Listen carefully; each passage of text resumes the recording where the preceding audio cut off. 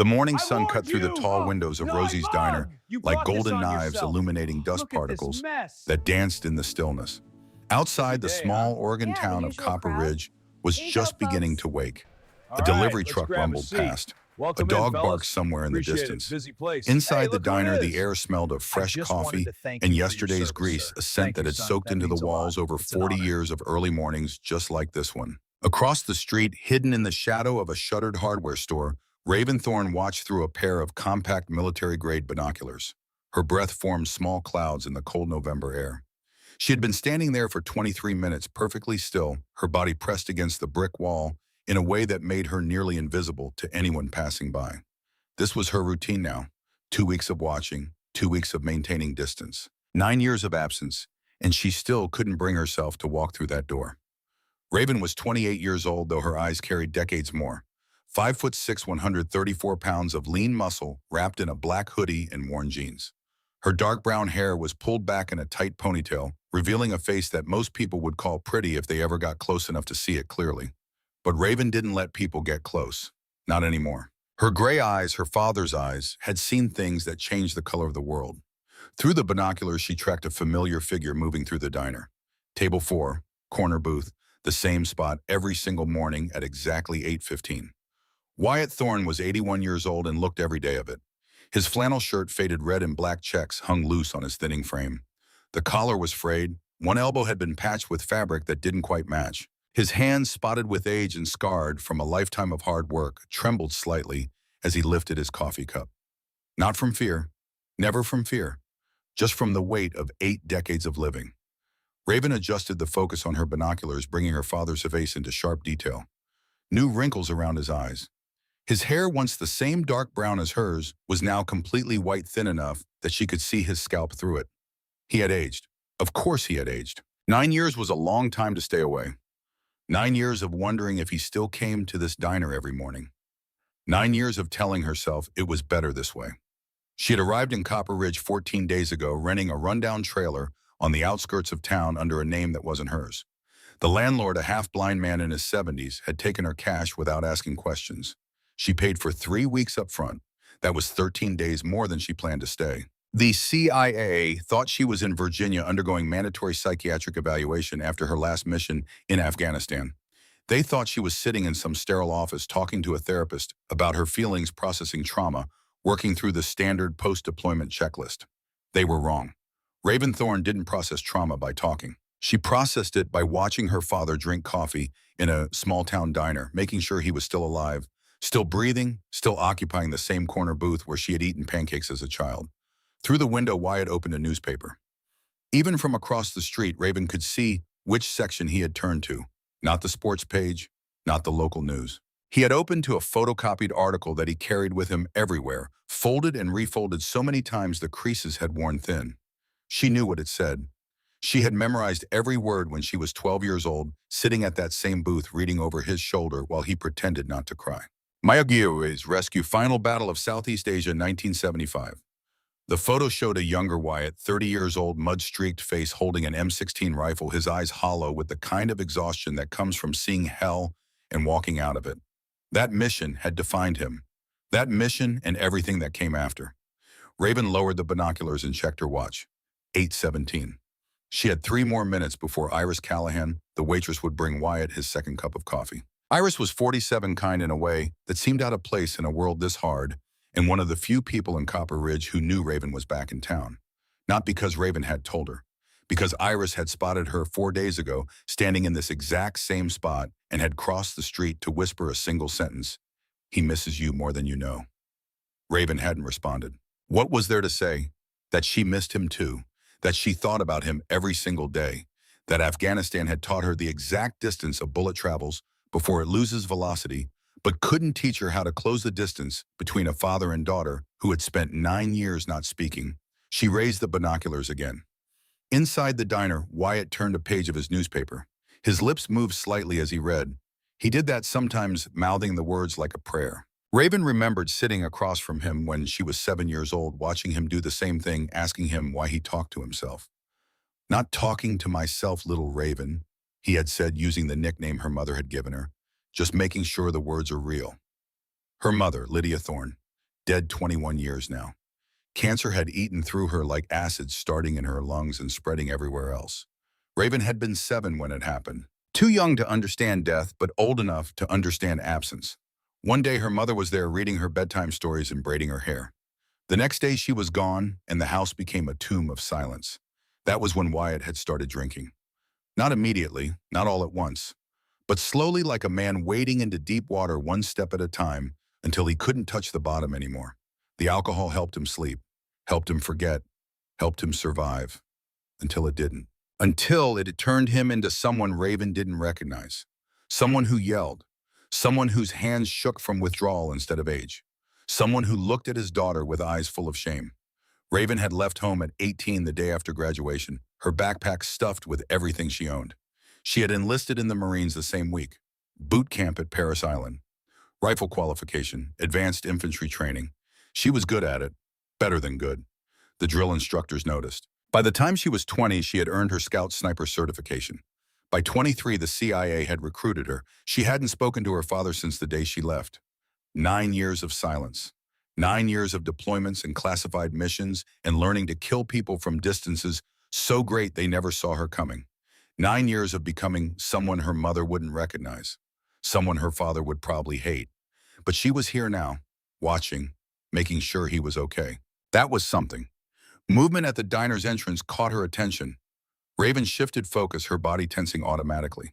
A man had just walked in, tall, maybe 6'1", wearing a stained jacket and jeans that had seen better days. Late 20s, unshaven. The way he moved, loose, uncoordinated, aggressive, triggered every tactical alarm in Raven's mind. Drunk, or close to it. She watched as the man approached the counter where Iris stood, her back to him as she poured coffee. He said something. Iris turned, smiled her professional smile, and gestured to a menu. The man shook his head, said something else. His voice was getting louder. Raven couldn't hear the words from across the street, but she could read the body language.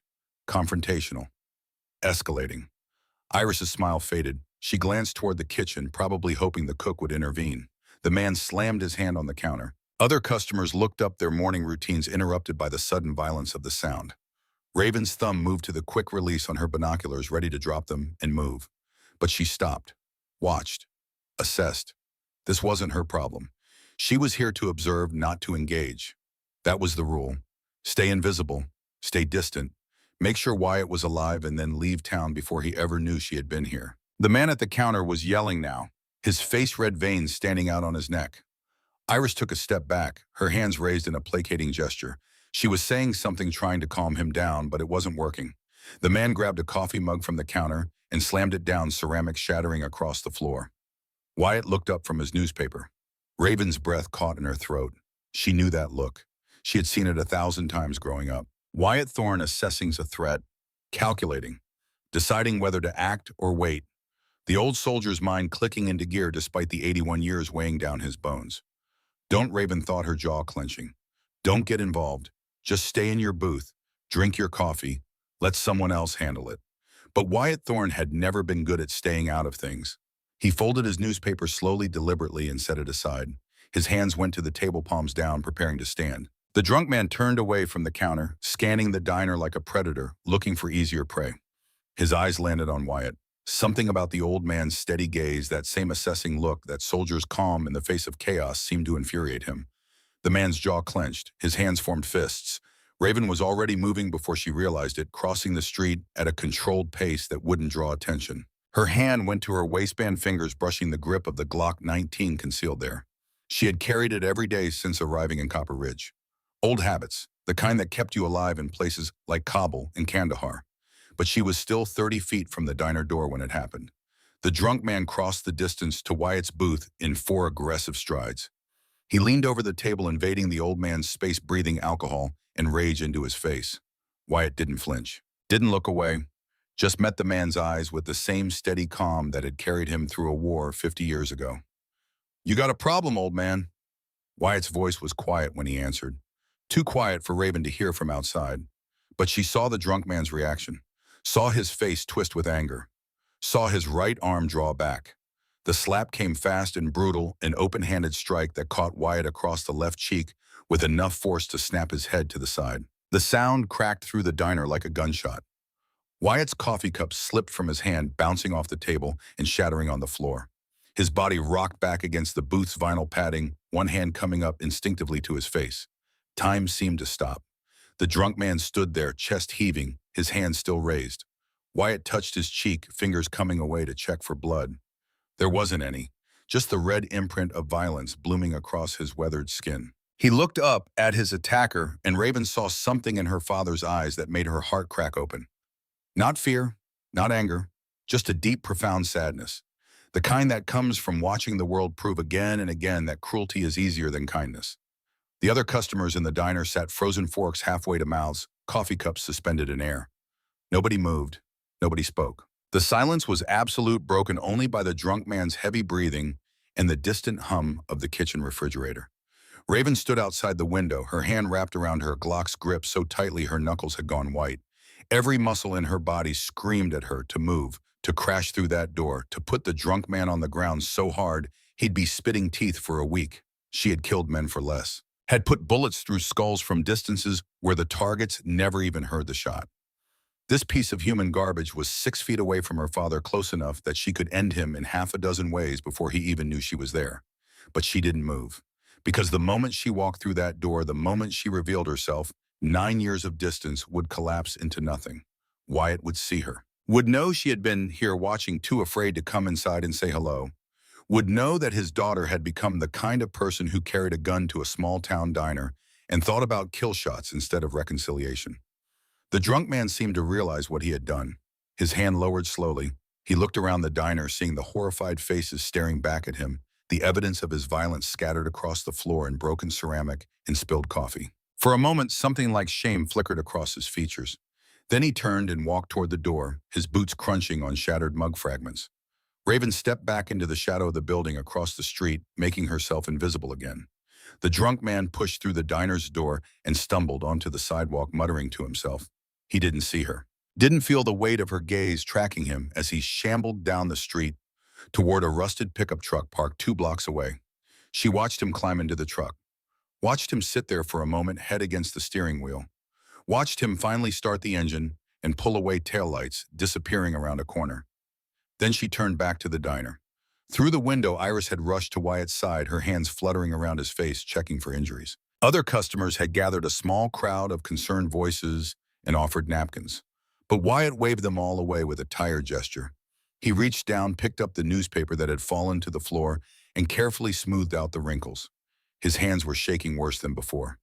Raven felt something hot and sharp lodge itself in her chest. Anger, helplessness, guilt. She had the skills to protect him, the training, the experience. She had killed terrorist cells and high-value targets and enemy combatants who never saw her coming. But she couldn't walk across the street and have a cup of coffee with her own father. Her phone buzzed in her pocket. She pulled it out, glancing at the screen. Unknown number. She almost declined the call, but something made her answer. Raven, Iris's voice urgent and quiet. I saw you outside. I know you're there. Iris, he needs you. I don't know what happened between you two, but that man just assaulted your father, and everyone in here is too scared to do anything. We called the police, but this is Copper Ridge. They'll show up in an hour, take a statement, and nothing will change. That man will come back. Men like that always come back. Raven closed her eyes. I can't. Yes, you can. Whatever you're afraid of, it's not as important as him sitting in that booth with a handprint on his face, drinking cold coffee and pretending he's fine. Come inside, please. The line went dead. Raven stood there, phone in hand, every instinct screaming at her to run, get in her car, drive back to the trailer, pack her things, leave Copper Ridge and never come back. Let the CIA send her to whatever hellhole needed a sniper next. Syria, Somalia, somewhere far away where the only people she disappointed were already trying to kill her.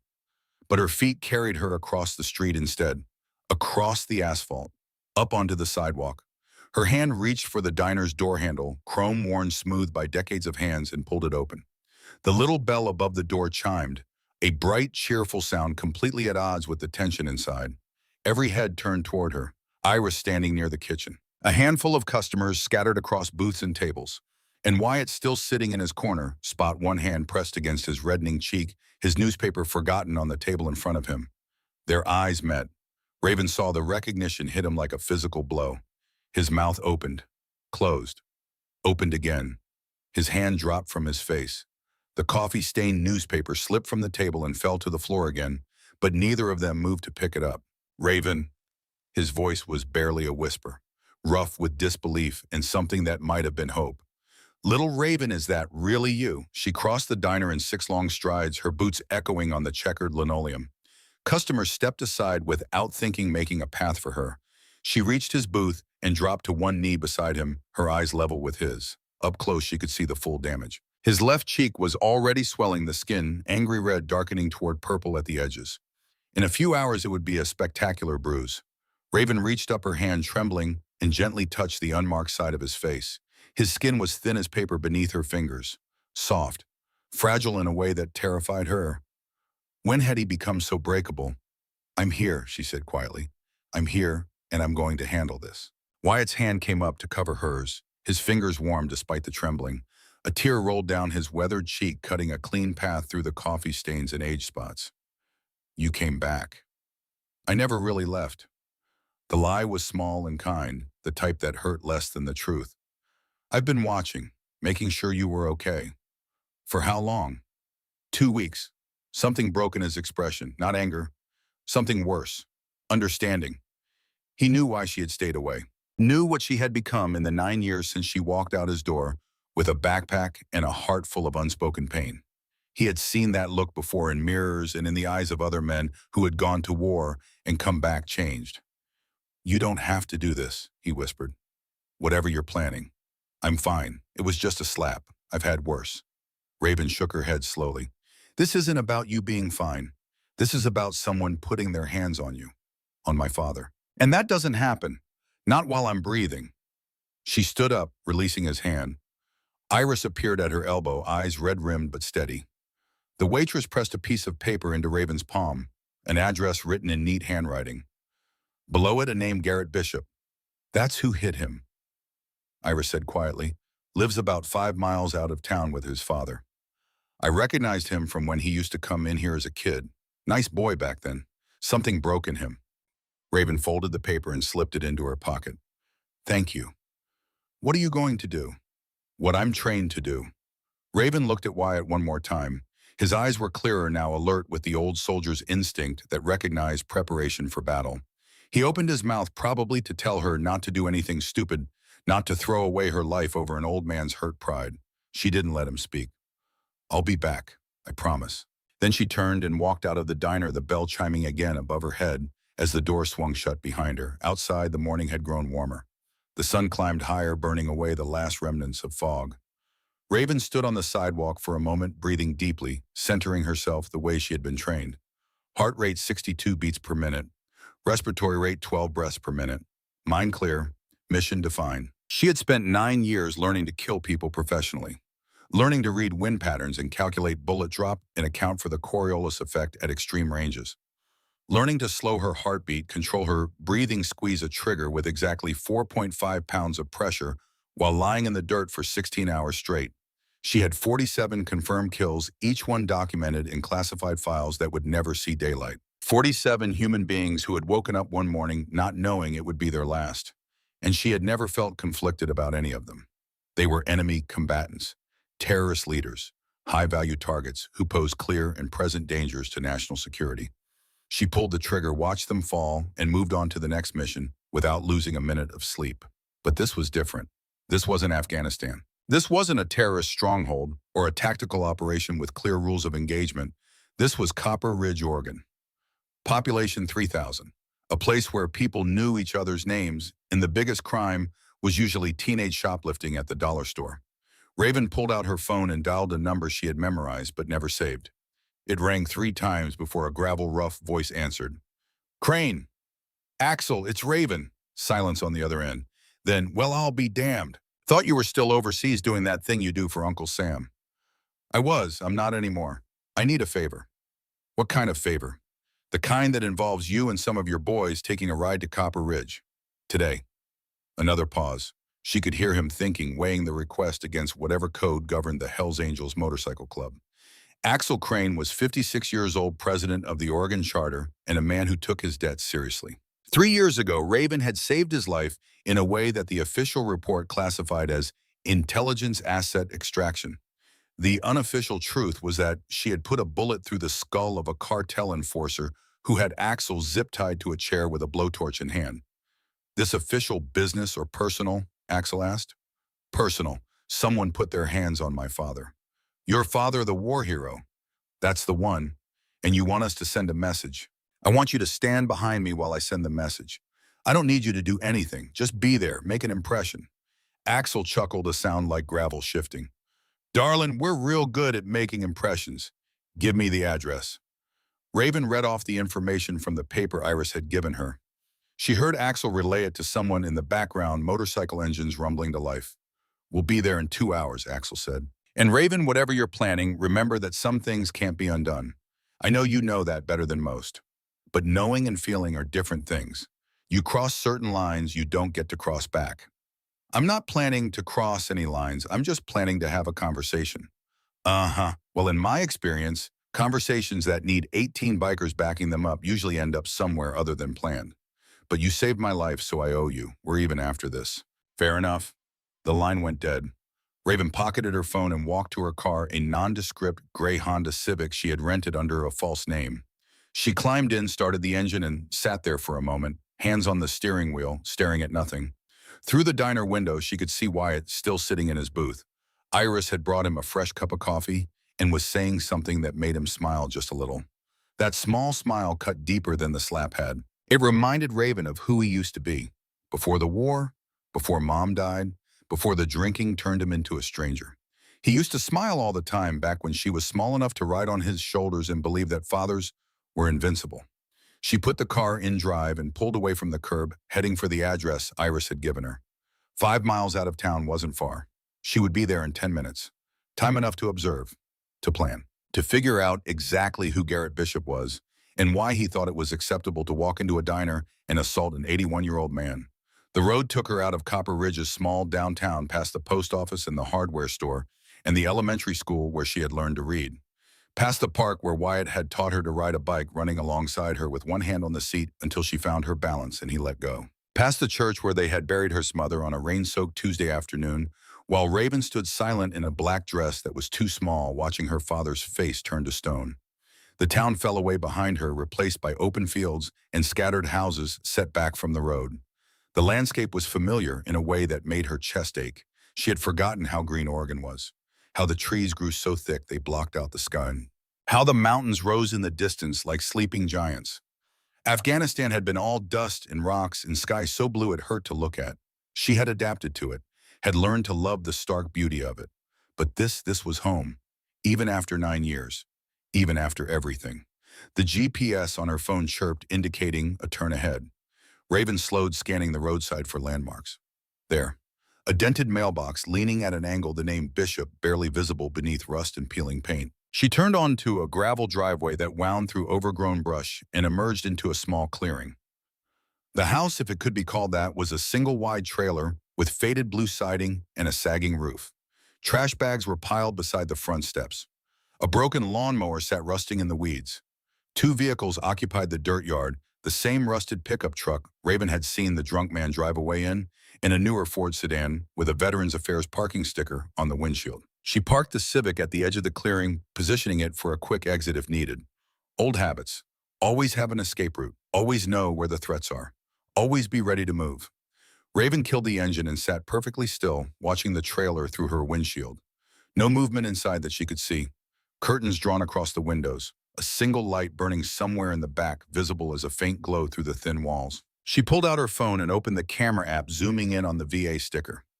Veterans Affairs, which meant at least one person in this trailer had served. That complicated things. Not legally, assault was assault regardless of military service, but emotionally. Raven had a code. She didn't target veterans unless they had crossed lines so severe there was no coming back. The men and women who served deserved respect even when they fucked up. Especially when they fucked up, because sometimes fucking up was just another symptom of the same wars that had broken them in the first place. But respect didn't mean permission. Didn't mean letting someone assault her father without consequences. Raven opened the car door and stepped out into the cool morning air. Gravel crunched under her boots. She approached the trailer slowly, her senses hyper-alert, cataloging every detail. Fresh tire tracks in the dirt, beer cans scattered across the yard. A dog bowl near the front steps empty and covered in dried algae. No dog barking, which meant either Nadine or a dog too beaten down to care about strangers. She climbed the 3 wooden steps to the front door, knocked twice, firm, authoritative, the kind of knock that said, "I'm not leaving." Footsteps inside, heavy, uneven.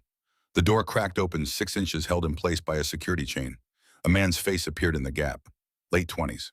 Bloodshot eyes, the same face she had seen through her binoculars an hour ago, contorted with rage as he slapped an old man. Up close, Garrett Bishop looked worse. Pale skin, hollow cheeks, the kind of thinness that came from forgetting to eat because alcohol was cheaper and more effective. "What do you want?" His voice was rough, defensive. "My name is Raven Thorn. You hit my father this morning." Garrett's eyes widened. He started to close the door, but Raven's boot was already in the gap, preventing it from shutting. Not aggressive, just firm, immovable. "I'm not here to hurt you," she said calmly. "I'm here to talk, but we're going to talk, one way or another." "I don't have to talk to you. Get off my property." "Your property. This trailer belongs to Nathaniel Bishop, according to county records. That's your father, right? Is he home? Maybe I should talk to him instead." Something flickered in Garrett's expression. Fear. "Leave my dad out of this. Then talk to me. 5 minutes, that's all I'm asking." Garrett stared at her through the gap in the door. She could see him calculating, weighing his options. He was drunk or hungover, or both. His judgment impaired, his emotions raw. A dangerous combination. But Raven had dealt with dangerous men before.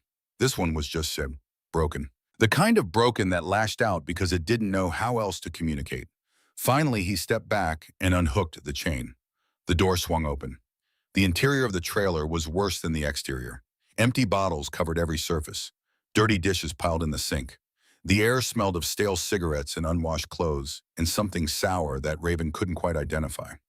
In the corner, an older man sat in a recliner, staring at a television that wasn't turned on. His hair was white, his face weathered by years of hard living. A veteran based on the VA sticker outside and the tattoo visible on his forearm, an eagle and anchor, the symbol of the United States Marine Corps. Nathaniel Bishop, Garrett's father. Raven's tactical mind processed the scene in seconds. 2 occupants, one elderly, non-threat, one younger, impaired, low threat and less cornered. No weapons visible. Exits: front door, rear door obscured by clutter windows too small to be useful. She stepped inside, keeping her back to the wall, maintaining visual contact with both men. "Who's this?" Nathaniel asked, his voice slurred. "Not drunk, something else. Medication, maybe. Or the slow deterioration of a mind that had seen too much." "Nobody, Dad, just a girl selling something. She's leaving." "I'm not selling anything," Raven said, her voice steady. "I'm here because your son assaulted my father this morning. Wyatt Thorn, 81 years old. He was sitting in a diner drinking coffee, and your son walked up and slapped him across the face hard enough to leave a bruise." Nathaniel's head turned slowly toward his son. "You did what?" "It was nothing, just a misunderstanding." "Hitting an old man is not a misunderstanding," Raven said. "It's assault. I could have called the police. I could have pressed charges. But I didn't. I came here instead because I want to understand why." Garrett laughed, a bitter sound. "Why you want to know why?" "Because your precious father looked at me like I was trash. Like I was nothing. Just another piece of shit not worth his time." "He didn't say anything to you." "He didn't have to. It was in his eyes. That look. I know that look. My dad gives me the same look every goddamn day." Raven glanced at Nathaniel. The old Marine sat motionless in his recliner, eyes fixed on the blank television screen. His hands gripped the armrest tight enough that his knuckles had gone white. "Your father served," Raven said quietly. It wasn't a question. "Marines, 2 tours. Came back different. Came back angry. Took it out on me and Mom until Mom finally left. Now it's just us sitting in this shithole pretending we're fine." Raven's chest tightened. She recognized the story. Had lived a version of it herself, the veteran father. The alcohol. The anger that had nowhere to go except at the people closest. The slow disintegration of a family under the weight of wars that never really ended. "What's your father's full name?" she asked. Garrett frowned. "What your show, hon? Just tell me." "Nathaniel Bishop." "Why does it matter?" Raven pulled out her phone and ran a quick search. Nathaniel Bishop, Marines, Oregon. The results came back in seconds. Service record, deployment history. a name that appeared in a list of personnel involved in Operation Desert Storm 1991. And before that, something else. A note about his father, Carter Bishop, who had served in Southeast Asia and been killed in action, not during combat but years later stateside, when PTSD and a bottle of whiskey had led him to a garage with a running engine and closed door. Garrett's grandfather had been a soldier. His father had been a soldier. The cycle of trauma ran 3 generations deep. Raven lowered her phone and looked at Garrett with different eyes, still angry at what he had done, but understanding now where the anger came from. My father was a soldier too, she said quietly. Mayaguez, 1975. Came back with PTSD and started drinking. Turned into someone I didn't recognize. I left home at 18 because I couldn't stand to watch him destroy himself anymore. Didn't speak to him for 9 years. Came back to town 2 weeks ago and spent every morning watching him through a diner window, too afraid to go inside and say hello. And then this morning I watched you hit him. Watched him fall. Watched him touch his face like he was checking to make sure he was still real. Garrett's defiance crumbled. His eyes filled with tears. I didn't mean to. I saw him sitting there so calm, so put together, and something broke in me. I wanted him to hurt like I hurt. I wanted someone to feel it. I'm sorry. I'm so fucking sorry. Sorry doesn't fix it, Raven said, but understanding helps. She turned to leave, then stopped, looked back at Nathaniel still sitting motionless in his chair. You were in the Gulf War, she said. Did you know a soldier named Carter Bishop? Nathaniel's head lifted slowly, his eyes focused on her for the first time, clarity breaking through the medication fog. Carter was my father. How do you know that name? Because my father saved his life, Mayaguez, 1975. Pulled him out of an explosion. Carter survived the war, came home, lived another 15 years before the PTSD took him. Tears rolled down Nathaniel's weathered cheeks. Your father, Wyatt Thorne. Yes. The man my son hit. Yes. Nathaniel closed his eyes. Jesus Christ. Raven walked back to the door, her hand on the knob. Someone will be coming to see you both soon. Not to hurt you, just to make sure we're all clear on what happens next. You're going to apologize to my father. You're going to get help. And you're going to stop this cycle before it kills you both. Understood. Garrett nodded, unable to speak through his tears. Raven stepped out into the cool morning air and closed the door behind her. She stood on the trailer steps for a long moment, breathing deeply, letting her heart rate return to normal. The conversation had gone differently than she expected. She had come here prepared for a confrontation, for violence if necessary. Instead, she had found mirrors, reflections of her own pain in the faces of 2 broken men living in a rusted trailer 5 miles from town. Her phone buzzed. A text from Axel, 20 minutes out. Raven typed back, come to Rosie's Diner instead, change of plans. She walked to her car, climbed in, and sat there for a moment with her hands on the steering wheel. Through the trailer window, she could see shadows moving. Garrett and Nathaniel talking, or fighting, or crying. She didn't know which, didn't need to know. What she knew was this violence would not fix what was broken here. Revenge would not heal what had been hurt. Her father had been slapped, humiliated, made to feel small in a place where he should have felt safe. But adding more pain to an already agonizing situation would just perpetuate the cycle. 3 generations of soldiers, each one damaged by war, each one passing that damage to their children like a toxic inheritance. Raven Thorne was a sniper, a killer, someone who solved problems with precision and distance and controlled breathing. But maybe, just maybe, there was another way to solve this one. She started the car and drove back toward town, toward Rosie's Diner, toward her father waiting in a corner booth with a bruised face and 9 years of questions.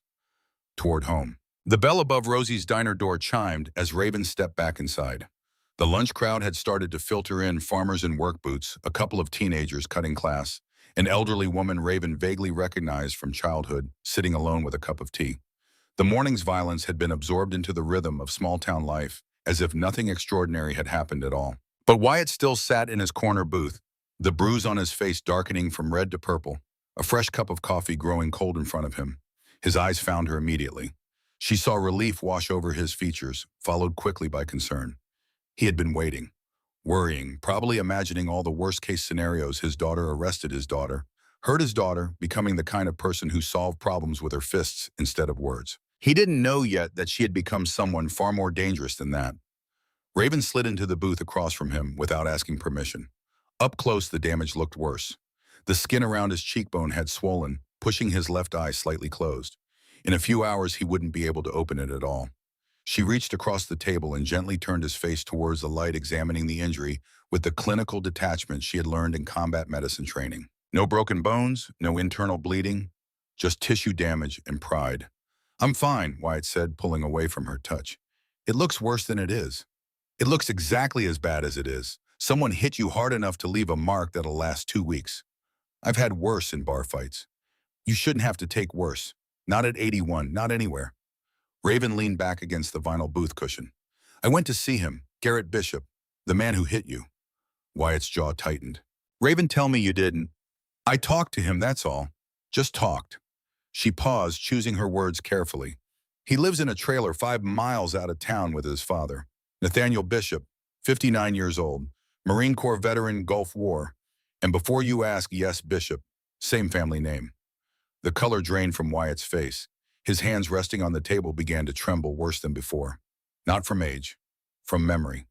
Carter Bishop's boy, grandson. Carter was Nathaniel's father. Your friend from Mayaguez. Wyatt closed his eyes. When he opened them again, they were wet. Carter had a son, Miendom, born in 1967, deployed to the Gulf in 1991, came home with his own demons. The cycle continued. And now Nathaniel has a son who's 29 and angry and self-medicating with alcohol because he doesn't know any other way to survive the pain he inherited. Jesus Christ. Wyatt's voice broke on the words. I saved Carter's life. Pulled him out of that explosion with half my hand blown off doing it. Lost 2 fingers. Still can't grip things right with my left hand. But I saved him, brought him home alive. And for what? So he could drink himself to death 15 years later and leave behind a kid who turned into another broken veteran who's raising another broken kid. You didn't know. You couldn't have known. I should have kept in touch. Should have checked on him. But I was too busy drowning in my own bottle to care about anyone else's. Wyatt pressed the heels of his hands against his eyes. I was a terrible friend, a terrible father, a terrible husband. Your mother deserved better. You deserved better. Raven reached across the table and pulled his hands away from his face, forcing him to look at her. Stop. You were sick. PTSD isn't a moral failing, it's an injury. You did the best you could with what you had. My best wasn't good enough. Maybe not, but it's what I got, and I turned out okay. Wyatt looked at her, really looked at her for the first time since she had walked back into his life. She saw him taking in the details. The way she held herself coiled and ready even while sitting still. The slight bulge at her waistband where the Glock rested. The calluses on her hands from weapons handling. The emptiness in her eyes that came from seeing too much death. Too young. You turned out to be a soldier, he said quietly. Just like me. Just like Carter. Just like Nathaniel.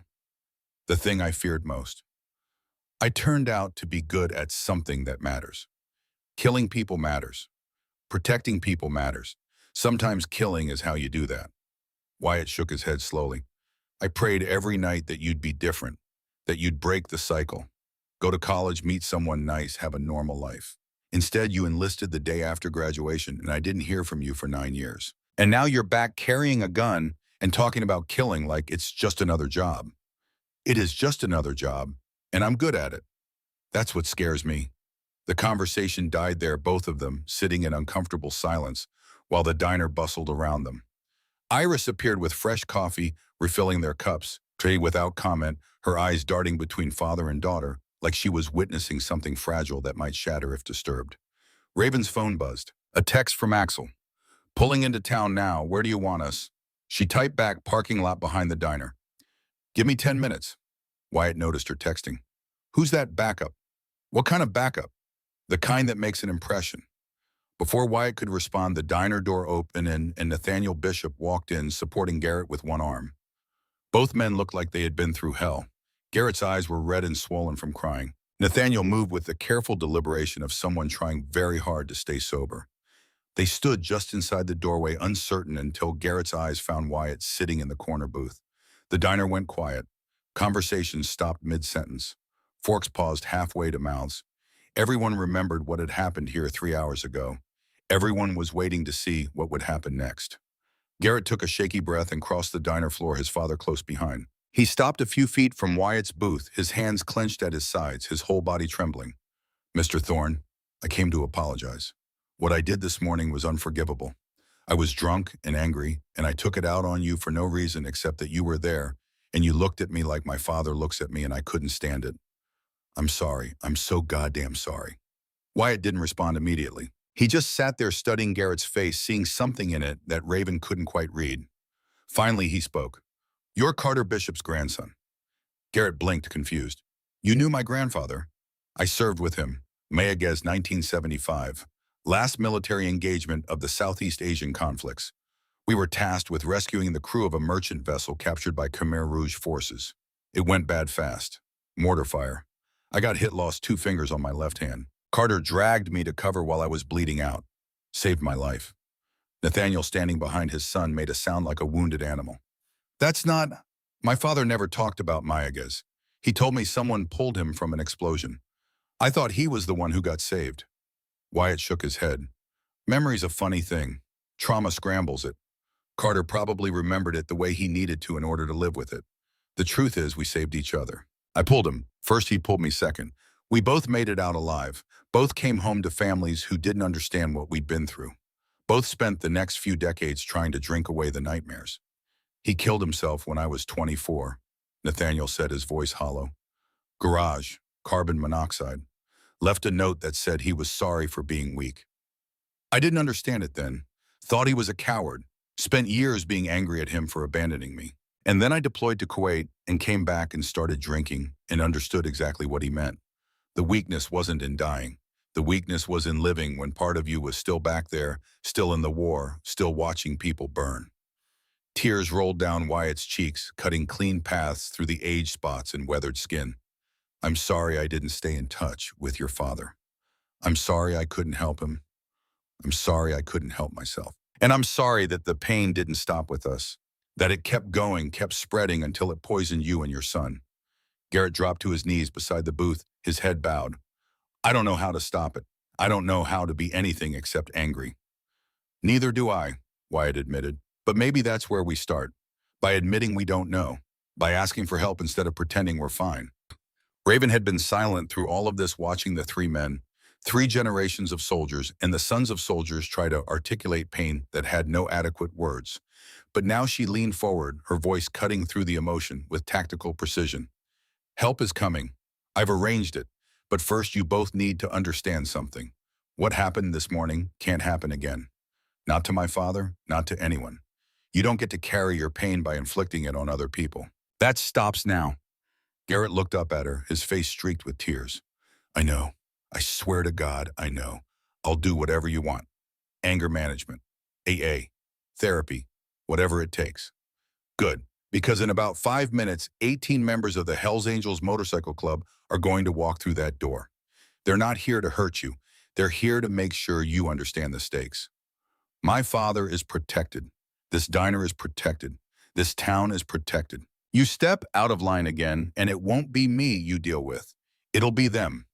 Understood. The blood drained from Garrett's face. The Hells Angels, why would they? Because I asked them to. Because 3 years ago I saved their president's life and he owes me.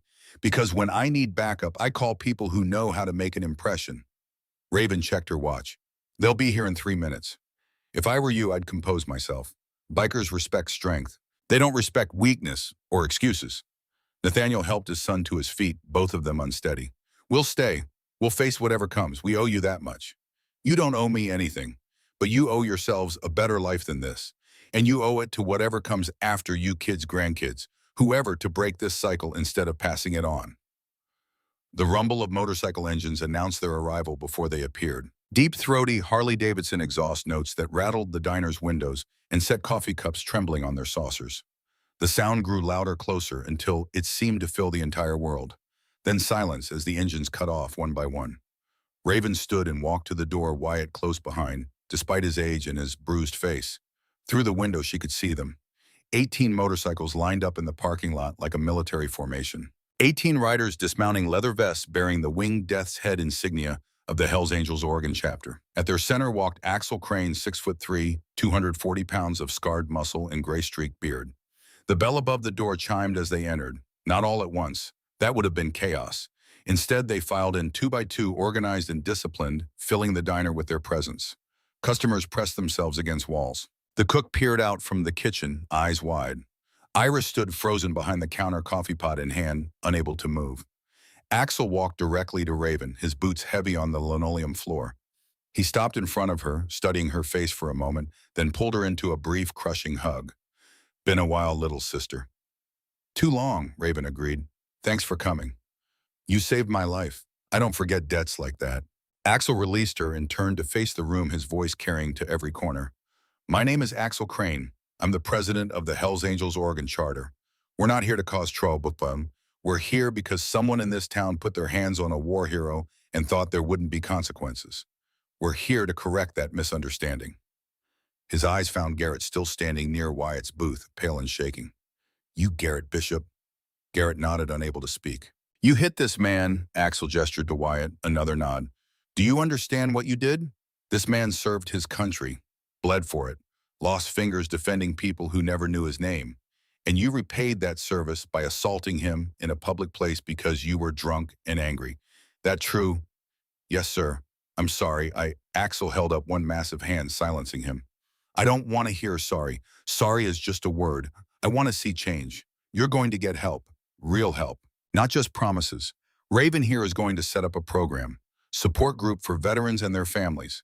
You and your father are going to attend. Every week. No excuses. No missed sessions. You're going to work on yourselves until you're the kind of men who don't solve problems with violence." "Understood. Understood," Garrett whispered. "Good. Because if you slip, if you backslide, if you ever raise your hand to another person in anger, you won't deal with the police. You'll deal with us. And we don't believe in second chances after the second chance. Clear." "Crystal clear."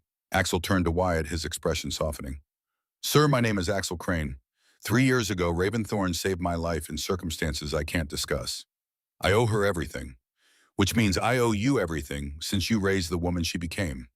If you need anything, and I mean anything, you call me. My number's on the back of this card." He pulled a business card from his vest pocket and placed it on the table. "Security, transportation, someone to talk to who understands what you've been through. Whatever you need." Wyatt picked up the card with trembling fingers, staring at it like it was a holy relic. "I don't understand. Why would you do this for me?" "Because your daughter asked. And because I was in the Corps too. 20 years. Iraq and Afghanistan. I came home angry and broken, and if it wasn't for my brothers in the club, I'd be dead by now. So when I see another veteran suffering, I help. That's the code." Raven watched her father's face transform. The shame and pain that had defined his features for so long seemed to lift just slightly, replaced by something that looked almost like hope. "Thank you," he said, his voice cracking. "Thank you." The bikers dispersed through the diner, some taking seats at the counter, others standing near the walls. Their presence changed the entire atmosphere. What had been a tense, uncertain situation was now controlled, protected. The implicit threat of their power hung in the air like ozone before a storm, but it was a good threat, a righteous one. They were guardians, not aggressors. Iris, recovering from her shock, began moving between them with coffee. Most accepted. Some ordered food. Within minutes, the Hells Angels were integrated into the diner's fabric as if they had always been there. Conversations resumed, cautious at first, then more natural. A farmer at the counter struck up a conversation with one of the bikers about motorcycle maintenance. A teenager asked nervously if he could take a picture with one of the Harleys outside. Permission was granted. Raven returned to the booth and slid in next to her father, both of them watching the scene unfold. Nathaniel and Garrett had taken a table near the window, sitting across from each other, talking quietly. Not arguing, just talking. First honest conversation they'd probably had in years. "This is surreal," Wyatt said. "I came in here this morning, expecting coffee and a newspaper. Instead, I got assaulted, reunited with my daughter I haven't seen in 9 years, and now I'm sitting in a diner full of bikers who apparently work for you. How is this my life?" "It's not surreal.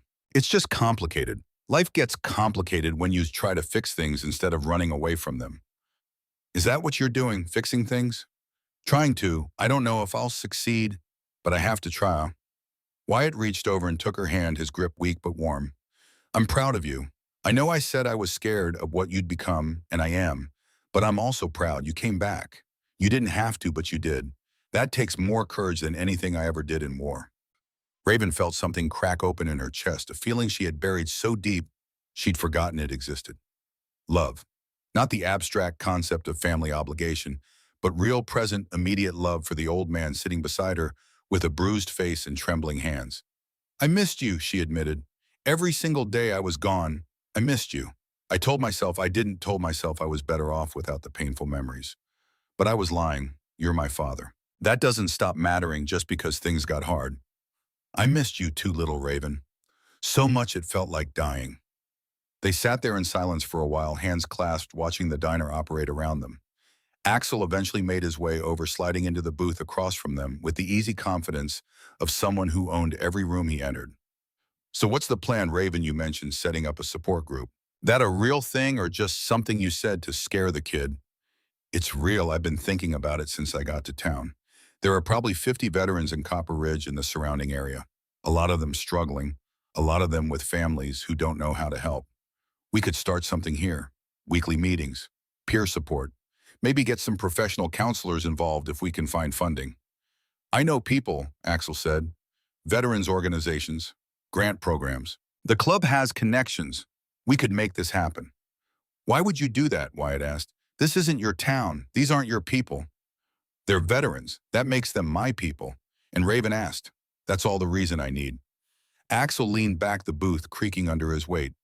Look, I've been where you are, where Nathaniel Bishop is, where his kid is heading if someone doesn't intervene. The anger, the drinking, the sense that nobody understands and nobody cares. I got lucky, found the club, found brothers who had been through the same shit and lived to tell about it. Not everyone gets that lucky. So when I have a chance to help someone else find their way out of the dark, I take it. Raven felt a surge of gratitude so strong it almost knocked her over. She had called Axel expecting muscle intimidation, a show of force to protect her father. What she got instead was something better. A partner. Someone who understood not just the tactics of the situation, but the heart of it. When do we start? She asked. Today, if you want. I'll make some calls. Get the word out. We can use the back room of the clubhouse for meetings if the diner's too small. Whatever works. The diner works, Wyatt said suddenly. Both Raven and Axel looked at him in surprise. This place has been my sanctuary for years. If we're going to help people, we should do it somewhere that feels safe. Iris won't mind. She's been feeding half the town's hard luck cases for free for 20 years. This fits her mission. As if summoned, Iris appeared at the table, coffee pot in hand. I heard my name. What are we talking about? Raven explained the plan. Iris listened, her expression shifting from curious to determined. When Raven finished, Iris nodded firmly. Every Sunday morning, 8 a.m., I'll provide coffee and food. You bring the people who need help. We'll make it work. You're sure we could be talking about 30 or 40 people eventually? I'm sure. This diner was my husband's dream before he passed. He was a veteran too. Vietnam. Came home sick from Agent Orange and died when he was 53. He always said this place should be about community, about taking care of people. This honors his memory. Iris's eyes were wet, but her voice was steady. We start next Sunday. Spread the word. The pieces were falling into place faster than Raven had anticipated. What had started as a simple mission, protect her father, deal with his attacker, was evolving into something larger. Something that might actually make a difference beyond just this one incident. Garrett and Nathaniel approached the table, standing awkwardly until Axel gestured for them to sit. They squeezed into the booth, 5 people in a space meant for 4 shoulders pressed together, breathing the same air. Uncomfortable but necessary. We want in, Nathaniel said. The support group. Whatever you're planning, we want to be part of it. You'll be part of it, Raven confirmed. But there are conditions. You both commit to getting sober. Real sobriety, not just cutting back. You attend every meeting. You put in the work. And Garrett, you get a job. Something stable. Something that gives your day structure. I can help with that, Axel offered. We run a legitimate motorcycle repair shop. Always need mechanics. Pays decent. Hours are regular. If you're serious about changing, I'm serious about giving you a chance. Garrett's eyes widened. You'd hire me after what I did. I'd hire you because of what you're going to do differently going forward. Everyone deserves a second chance. Not everyone deserves a third. Don't make me regret this. I won't, I swear. The conversation continued, details being hammered out, plans taking shape. Raven felt herself relaxing for the first time in weeks. The mission parameters had shifted, but that was okay. Flexibility was a tactical advantage. The goal remained the same: protect her father, neutralize threats, create a sustainable security environment. She was just using different tools than expected. Her phone buzzed, a text from an unknown number. This is Iris. I got your number from your dad. Thank you for what you're doing, for all of it. Raven glanced at the waitress who was pretending to wipe down tables while watching the booth full of people planning to change their lives. Their eyes met. Iris smiled. Raven nodded back. Another text, this one from a number she recognized. CIA, her handler. You've missed 2 check-ins. Status report required within 24 hours. Raven's jaw tightened. She had been AWOL for 2 weeks technically. Not missing, just unavailable. There would be consequences. Questions. Probably a disciplinary review. But sitting here in this diner surrounded by broken people trying to put themselves back together, she found that she didn't care as much as she should. She typed back, family emergency. Will report Monday. The response came immediately. This better be good. You're on thin ice. Raven put her phone away and returned her attention to the table. Wyatt was telling a story about Mayaguez, something about a helicopter extraction that went wrong. Nathaniel was listening intently, nodding at details that matched his father's fragmented memories. Garrett was taking notes on a napkin, writing down names of AA meetings and phone numbers for counselors. Axel was coordinating with other club members via text, setting up the logistics for Sunday's first support group meeting. It was case, messy and imperfect, and probably doomed to fail in a dozen different ways. But it was beautiful too, human. Real in a way that her CIA missions had never been. Those were clean, defined, target identified, threat neutralized, mission complete. This was different. This was going to take work. Sustained effort. Patience she wasn't sure she possessed. But for her father, she would try. For Carter Bishop's legacy, she would try. For Nathaniel and Garrett and all the other veterans and their families who carried invisible wounds, she would try. The afternoon stretched into evening. Customers came and went. The bikers eventually departed in 2s and 3s, their engines rumbling to life and fading into the distance. But Axel stayed, and so did several of his core members. They had become part of the furniture, now integrated into the diner's ecosystem as naturally as the coffee maker and the jukebox in the corner. Raven watched her father's face as he talked with Nathaniel, both old men, sharing war stories and pain like communion. She saw the bruise on his cheek, still dark and ugly, but somehow less important now. The physical injury would heal. The emotional injury, 9 years of separation, of mutual pain and misunderstanding that would take longer. But they had started. That was something. Garrett excused himself to make a phone call.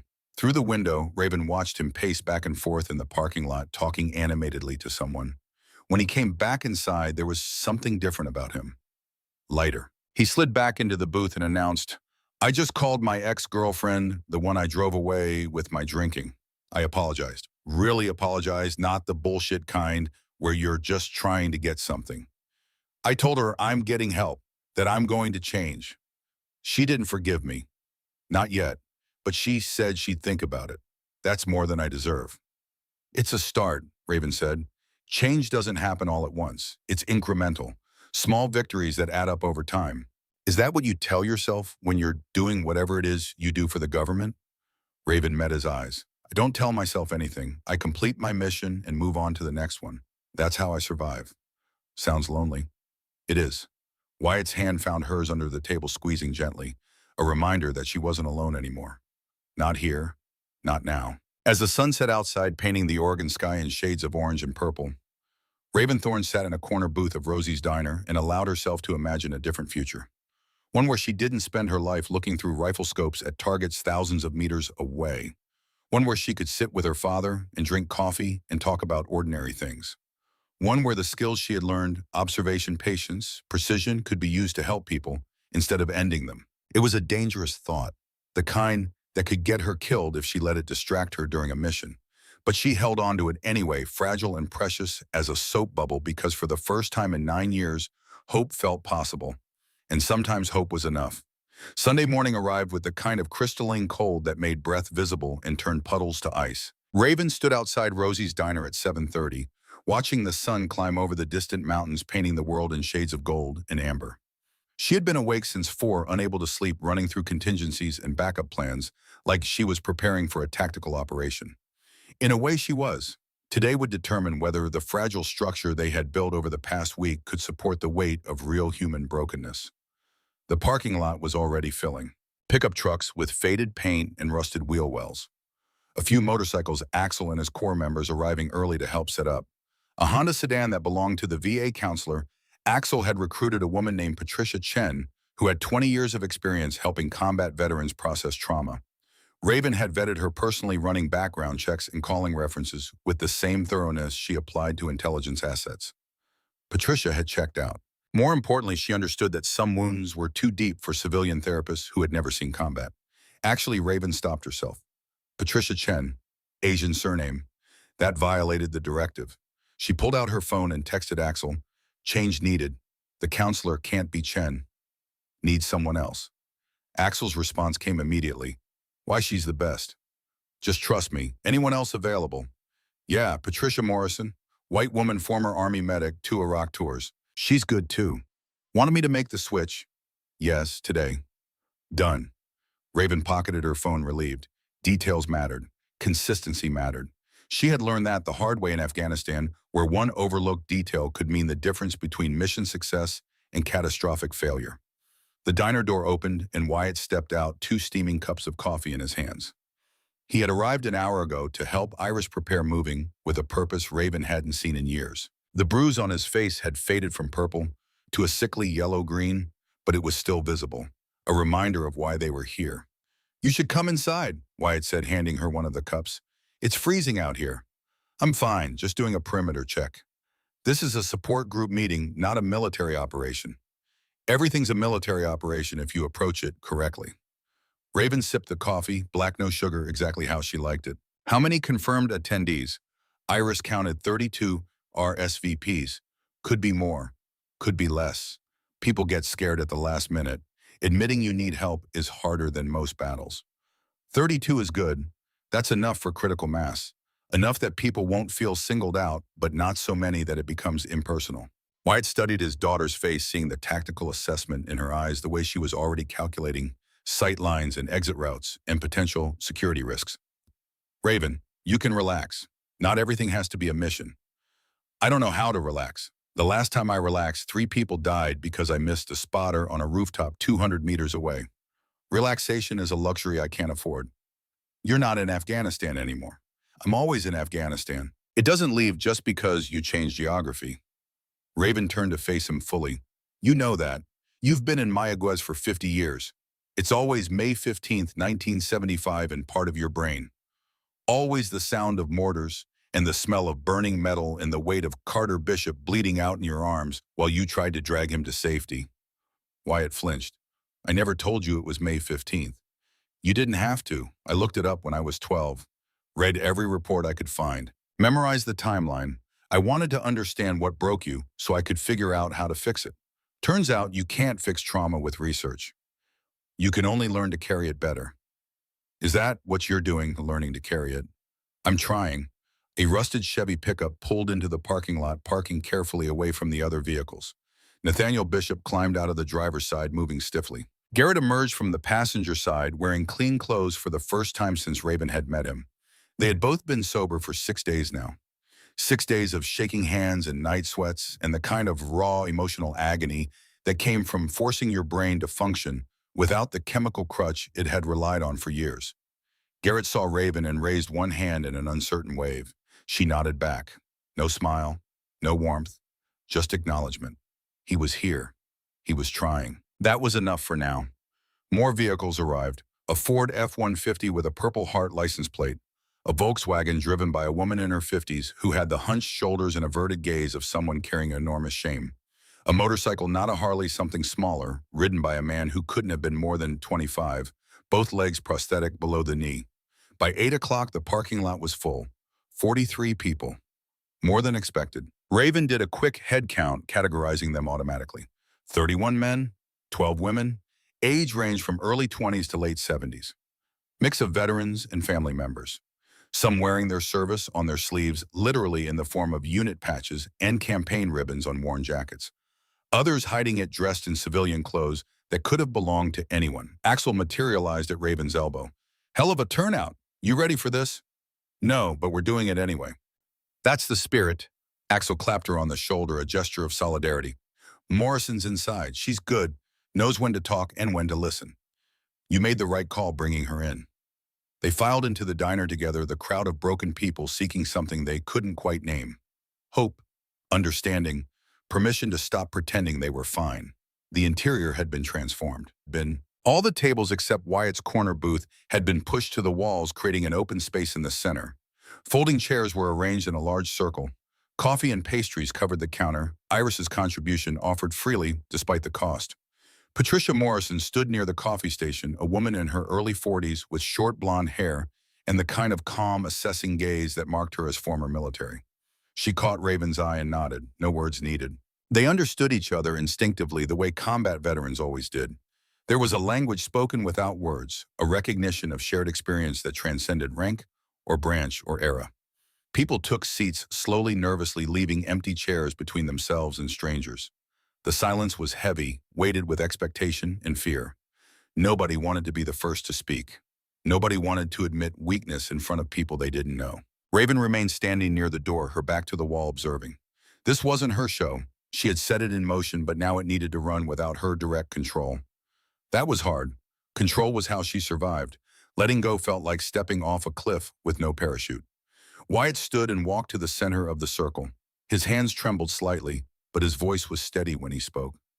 My name is Wyatt Thorne. I'm 81 years old. I served in the United States Marine Corps and participated in the Mayaguez rescue operation in 1975.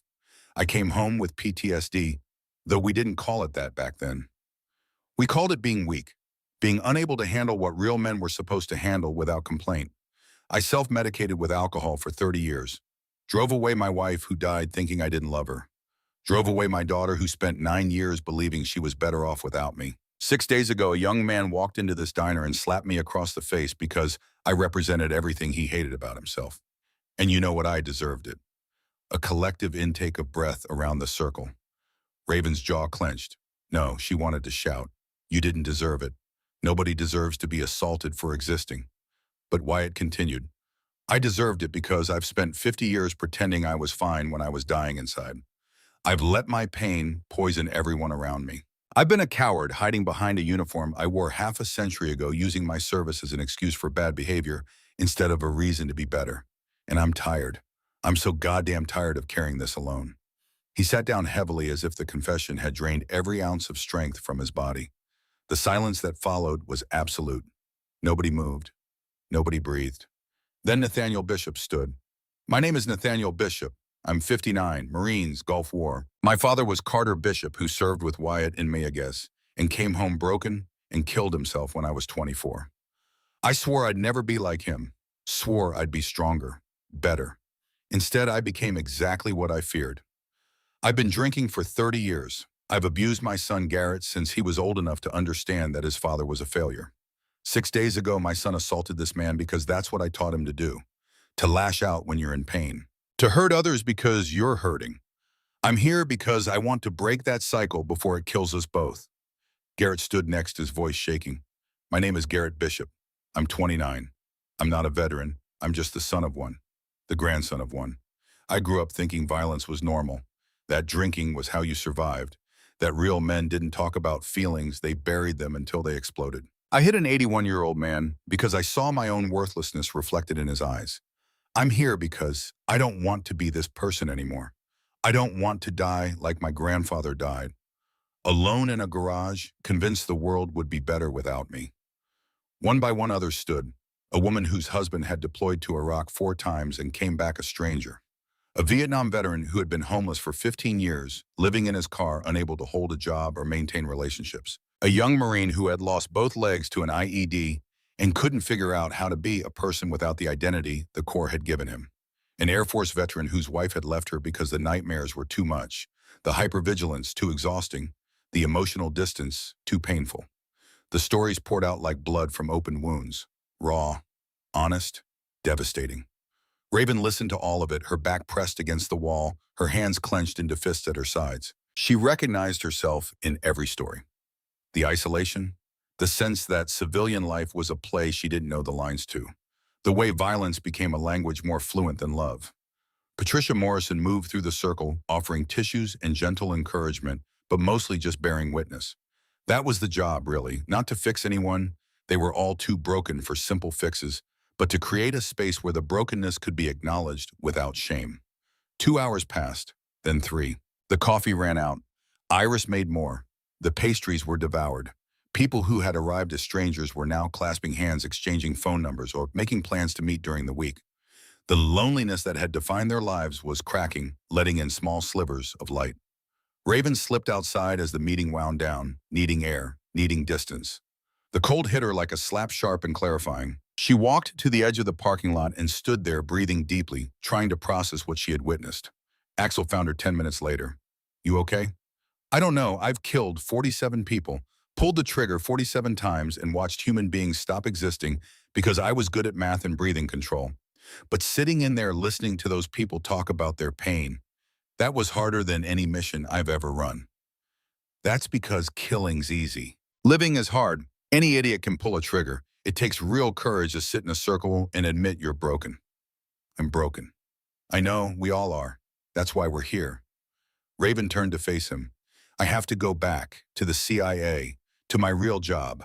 I've been AWOL for 2 weeks. They're not going to let that slide forever. When? Tomorrow. I've delayed as long as I can." "What about this?" Axel gestured toward the diner. "What about the group? It'll continue without me. Wyatt can lead it. You can provide security and resources. Patricia can handle the clinical aspects.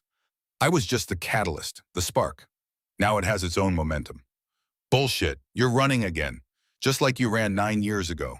Things get hard, things get emotional, and you disappear behind a rifle scope where everything is simple. Target identified, threat neutralized, mission complete. That's not fair. It's completely fair. You set this whole thing up because you felt guilty about watching your father get hurt. You brought in the club, recruited the counselor, organized the meetings. You did everything except the one thing that actually matters, which is sit in the goddamn circle, tell your story, stop pretending you're just here to help everyone else when you're just as broken as the rest of us." Raven's hand moved to her waistband, fingers brushing the grip of her Glock. Old instinct, threat identified, prepare to neutralize. She caught herself, forced her hand away. Axel wasn't a threat. He was telling the truth. The kind of truth that hurt because it was accurate. "I can't," she said quietly. "If I start talking, if I start feeling everything I've buried, I won't be able to do my job. And my job is the only thing I'm good at. Your job is killing people for the government. You think that's all you're good for? You organized this whole operation in 6 days. You brought together 43 broken people who are now slightly less broken because you gave them a place to belong. You reconciled with your father after 9 years. You gave Garrett and Nathaniel a reason to get sober. You did all that, and you think the only thing you're good at is putting bullets in people's heads. It's the only thing I trust myself to do correctly. Then you're a coward, and I don't say that lightly." Axel's voice was gentle despite the harsh words. "You're not afraid of dying. You've proven that 100 times over. You're afraid of living, afraid of letting people close enough to hurt you, afraid of being vulnerable. So you hide behind your rifle and your mission parameters and tell yourself you're serving your country when really you're just serving your fear." The words hit like physical blows. Raven felt something crack in her chest, a fissure spreading through armor she had spent 9 years building. "You don't understand." "I understand perfectly. I did the same thing for 20 years. Threw myself into combat deployments, volunteered for the worst assignments, stayed in the Corps long after I should have gotten out because the structure made sense. The enemy was clear, the mission was defined. Real life was messy and confusing, and I couldn't handle it. It took me almost dying, took you saving my life for me to realize I was already dead. Just walking around pretending to be alive."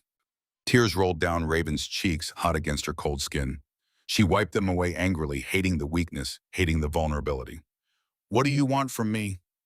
"I want you to go back in there. I want you to sit in that circle next Sunday. And I want you to tell your story. Not the sanitized version, not the tactical debrief. The real story. What it felt like to kill for the first time. What it cost to be good at ending lives. How scared you are that if you stop being a weapon, you won't know how to be a person. And then what I just magically heal and everything's fine. No, then you start, just like everyone else in there. Start the slow, painful work of learning to live with what you've done and who you've become. There's no magic, just showing up, week after week, year after year, until one day you realize you've been alive for a whole week without wanting to die. And that's progress. Raven looked back at the diner. Through the window, she could see people hugging, laughing, some still trying. Wyatt was talking to the young Marine with the prosthetic legs, his hand on the kid's shoulder in a gesture of solidarity. Garrett and Nathaniel sat together, father and son, not speaking, but present with each other in a way that spoke of beginning to rebuild. "I'll think about it," she said finally. "Don't think, just do it. Thinking is how you talk yourself out of things." The diner door opened and Wyatt stepped out, scanning the parking lot until he spotted Raven. He walked over slowly, his breath forming clouds in the cold air. "People are asking about you, wondering who organized this. Tell them it doesn't matter." "It does matter. They want to thank you." "I don't need thanks. I need them to keep showing up, to do the work. That's all that matters." Wyatt turned to Axel. "Can you give us a minute?" Axel nodded and walked back toward the diner, leaving father and daughter alone in the cold morning. Wyatt pulled a folded photograph from his wallet and handed it to Raven. She unfolded it carefully. The image was faded colors washed out by time. A family photo. Wyatt young and strong, probably 35, wearing a flannel shirt and jeans. Beside him, a woman with dark hair and a bright smile, Lydia, Raven's mother. And between them, a small girl with pigtails and missing front teeth, grinning at the camera with absolute joy. "You were 7, Wyatt said. "This was taken 3 weeks before your mother got diagnosed. 3 weeks before everything fell apart. I carry this with me every day to remind myself what I lost, what I threw away with both hands because I was too broken to hold on to it." Raven stared at the photo, at the little girl she used to be. That child had believed her father was invincible, had believed the world was safe because Daddy was there to protect her. She had been so wrong. "Why are you showing me this? Because I want you to remember who you were before the world taught you that love was dangerous. You were happy once, fearless. You believed in people. And then I broke that belief. I taught you that people let you down, that loving someone means eventual pain, that the only safe way to live is alone. You didn't teach me that. The world did. I was your world. And I failed you. But Raven, little Raven, you don't have to keep living like I taught you to live. You can choose different. You can let people in. You can build something instead of just destroying things." "I don't know how." "Neither do I, but maybe we can figure it out together. Maybe that's what this is." He gestured toward the diner. "All these broken people learning to be broken together instead of alone. It's not a cure, it's just slightly less painful than the alternative." Raven carefully refolded the photograph and handed it back. "I have to leave tomorrow. Report back to the CIA. Face whatever consequences are waiting." "I know, but you'll come back." "I don't know. My work is classified. I go where they send me. Could be Syria, could be Somalia, could be anywhere. I don't get to choose." "Then quit." The suggestion was so absurd that Raven actually laughed. "Quit the CIA, just walk away from the only thing I'm good at." "You're good at lots of things. You're good at organizing, at leading, at caring about people even when you pretend you don't. You could do anything, be anything. You don't have to be a weapon for the rest of your life. The government trained me, invested millions in my education. I can't just quit." "Yes, you can. It's called resignation. People do it all the time. You write a letter, you walk away.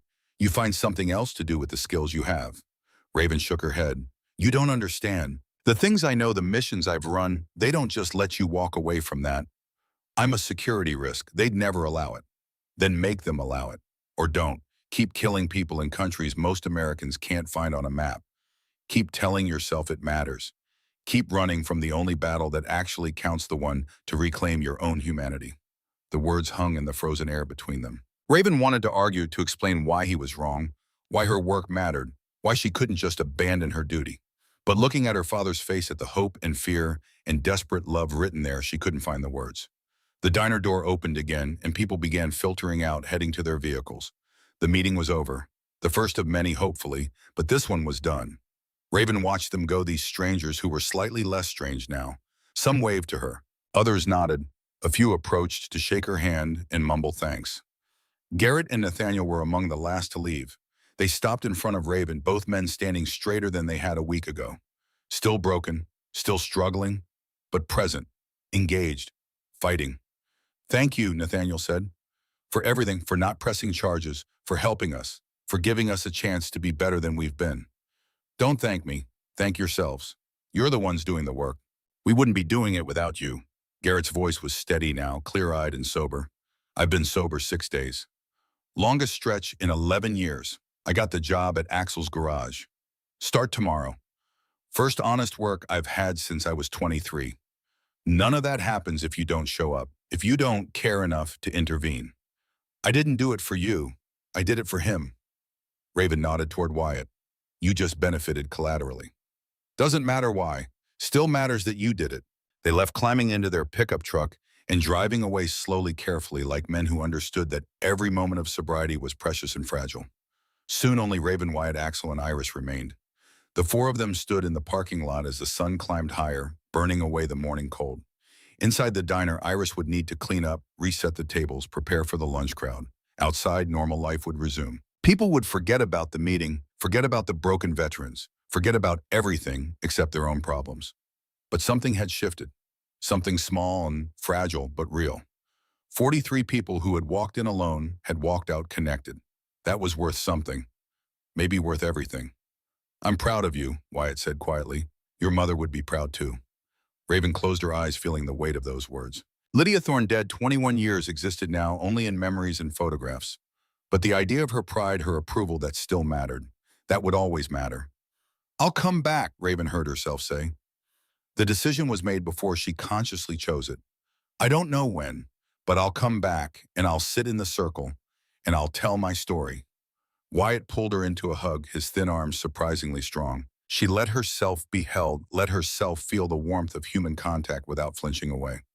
It lasted only a moment before her training kicked in, before the discomfort of vulnerability forced her to step back. But it was a moment. That was something. The next morning, Raven drove out of Copper Ridge in the same gray Honda Civic she had arrived in. The town fell away in her rearview mirror, getting smaller and smaller, until it disappeared around a curve in the road. She had packed her things, erased all evidence of her presence in the rental trailer, covered her tracks the way she had been trained. But she had left something behind. A promise. A connection. A fragile thread linking her to the people and place she had run from 9 years ago. The drive to Virginia took 3 days. She stopped only for gas and coffee, sleeping in rest stops with her Glock within reach, old habits impossible to break. When she arrived at CIA headquarters in Langley, she was escorted immediately to a conference room where her handler and 2 senior officers waited. The debriefing was brutal. Questions about her absence, demands for explanations, threats of disciplinary action. Raven answered honestly, family emergency, father in danger situation resolved.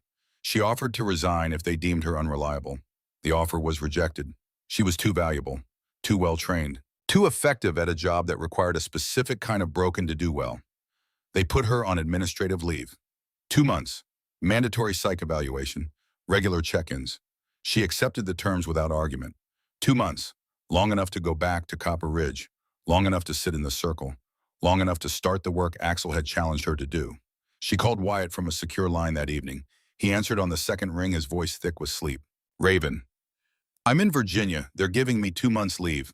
I'll be back in Copper Ridge next Sunday for the meeting. Silence on the other end. Then, really? Really, I made a promise. I keep my promises. That you do, little Raven. That you do. 6 weeks later, Raven Thorne sat in a circle of folding chairs in Rosie's diner, surrounded by 57 veterans and family members, and began to speak. Her voice shook at first, then steadied. She told them about Afghanistan, about the 47 kills, about the distance you have to maintain between yourself and your targets to do the job without breaking, about coming home to a country that thanked you for your service but didn't really want to know what that service entailed. She told them about watching her father get slapped and feeling her hand move to her weapon, ready to kill a drunk man in broad daylight in a small-town diner. She told them about the 7-year-old girl who lost her mother and the 28-year-old woman who still carried that loss like shrapnel embedded too deep to remove. She told them the truth. All of it, raw and ugly and real. And when she finished, Wyatt was crying, Axel was nodding, Patricia was making notes for their next session, and Garrett, who had hit her father, who had started this whole chain of events, reached across the circle and took her hand. Thank you, he whispered, for trusting us with that. Raven squeezed back. Thank you for being here to hear it. Outside, the Oregon sun climbed higher, painting the small town in shades of gold. Inside Rosie's diner, broken people sat in a circle and learned slowly and painfully that healing was possible. Not guaranteed, not easy, but possible. And sometimes possible was enough.